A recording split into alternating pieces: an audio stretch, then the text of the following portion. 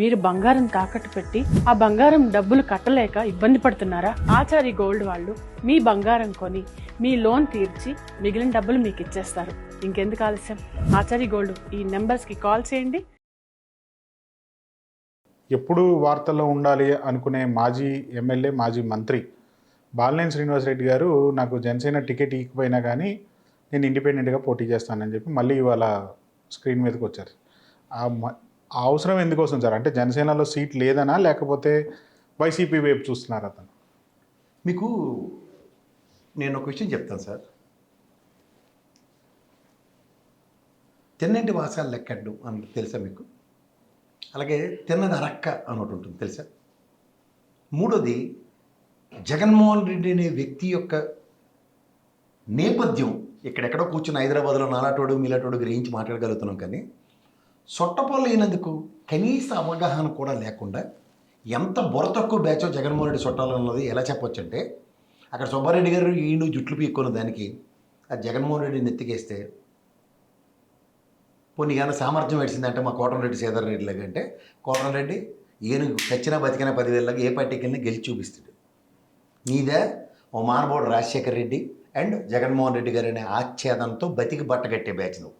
నీకు independent capacity ఉందంటే పెద్ద శూన్యం, అగాధం. అక్కడ నీ సామర్థ్యం దామచర్ల ముందు కుడితిలో పడ్డ ఎలకే. కూటమి అన్న దాంట్లో మీ జనసేన పార్టీ కట్టుబడి ఉంటే చచ్చినా దామచర్ల కాదని నీకు సీట్ ఇచ్చే సీనే లేదు. మీకు సంపెంగ పువ్వు తెలుసా? పవన్ కళ్యాణ్ ఏమనుకున్నాడంటే ఇది మంచి వాసన వస్తుంది, దీన్ని మించిన పువ్వు లేదు అసలు బ్రహ్మాండంగా అనుకుని బాలినేని నెత్తికెట్టుకుంటే గుడికి తీసుకెళ్ళాడు. సరే ఇది పూజకి పనికిరాదు సార్, సంపెంగ పువ్వుని దేవుడికి కొలవడానికి వాడము. అదే బాలినేని పరిస్థితి. రెండోది, ఒరిజినల్ నేపథ్యం ఏంటంటే ఎవరో పెళ్ళికి పిలిచారట. పెళ్ళికి పిలిస్తే సరే తన పెళ్ళికి పిలిస్తే నేనేంటి నువ్వేటే అని పెరడతో పెంకెట్టుకుని వెళ్ళి కూరట్టేస్తామని అడుక్కున్నాడట. అదే బాలినేని. పెరడతో ఏమైనా పెంకెట్టుకుని ఒరిజినల్గా సంపెంగ పువ్వులాగా వాసన వస్తుంది కాబట్టి నేను సూపర్ అనుకుంటే ఒకటి పూజకు పనికిరాదు, రెండోది పిలిచి ఏదో అంటే సామెత ఉంటుంది, పిలిచి పిల్లలు ఇస్తే ఏదో తక్కువ అన్నాడు.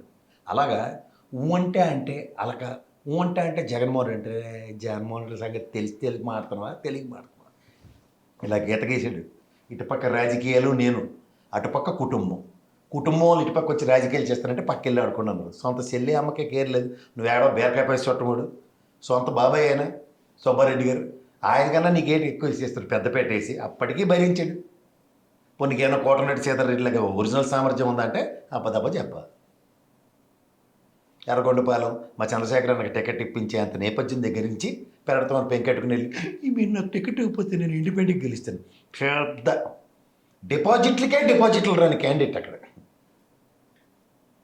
ఇది ఒరిజినల్ వైబ్రేషన్. ఆనాడు మానవుడు రాజశేఖర రెడ్డి, కుర్రాడు జగన్మోహన్ రెడ్డి కనికారం వల్ల రాజకీయాలు నిలబెట్టుకున్నావు తప్ప నీకంటూ ఒరిజినల్లో పత్తాల్లో బోల్ట్ పెట్టినాడు కూడా ఉండడు. అది ఒరిజినల్ నేపథ్యం.